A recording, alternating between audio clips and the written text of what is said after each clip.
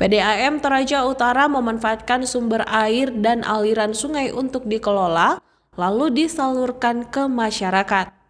Namun, PDAM sering mengalami penyumbatan di pipa akibat banyaknya sampah yang terbuang ke sungai, baik sampah organik, plastik, hingga bangkai ternak. Karena itu, Direktur PDAM Toraja Utara, Moses P. Limbungan, meminta warga agar tidak lagi membuang sampah ke sungai.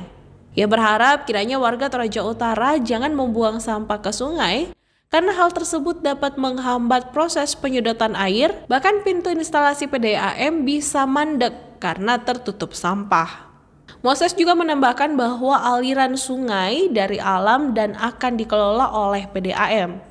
Ia meminta agar semua warga menunjukkan kepeduliannya untuk menjaga sungai. Jangan sampai airnya tercemar, padahal air tersebut untuk kita nikmati.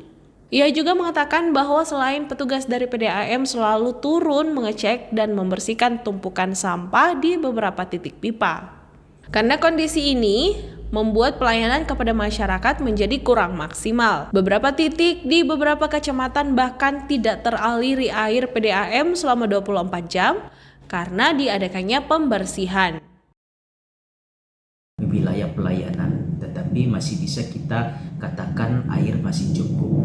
Yang kami lakukan adalah seperti yang kami posting di sosial media Perumda Air Minum adalah kita menambah debit air masuk ke dalam bak reservoir di hulu dengan memasang pipa di anak sungai yang masih ada air untuk menambah debit air ke dalam reservoir.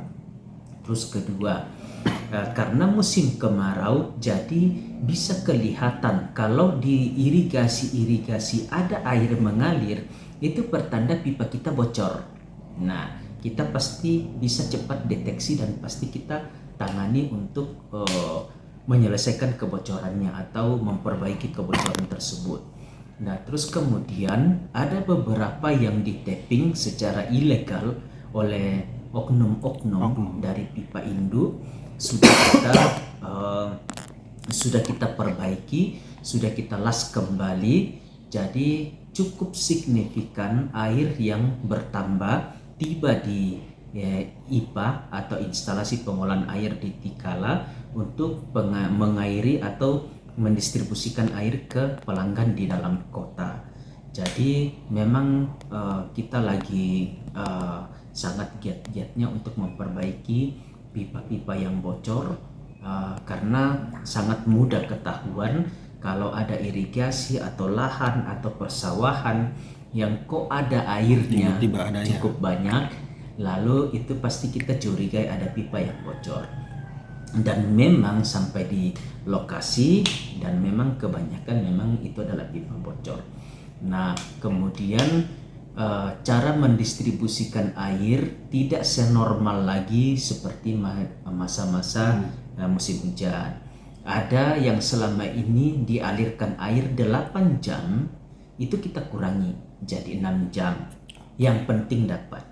Memang yang ketinggian ekstrim seperti di beberapa wilayah di Sa'dan, di Bangkelikila, Pangli, Tikala, Kandiapi, terus di wilayah Ba'lele yang ketinggian, Sopai, Randan Batu, Tombang Kalua, sebagian Tondon, itu memang tidak bisa lagi dapat air secara maksimal karena kurangnya debit air dalam pipa.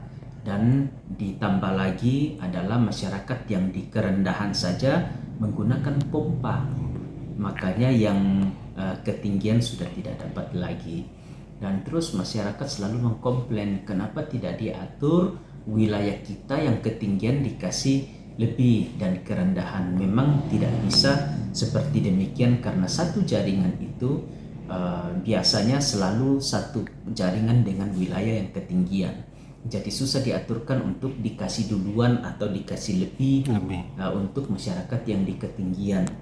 Tapi overall untuk di wilayah kota kami rasa masih cukup air untuk masyarakat dan kita jaga baik-baik supaya masyarakat ini tetap dapat air. Ya, masih ada yang komplain, masih ada yang mengadu 1-2 dalam satu wilayah tidak dapat air 1 hari 2 hari, tetapi setelah kita cek lagi, oh Terima kasih sudah nonton.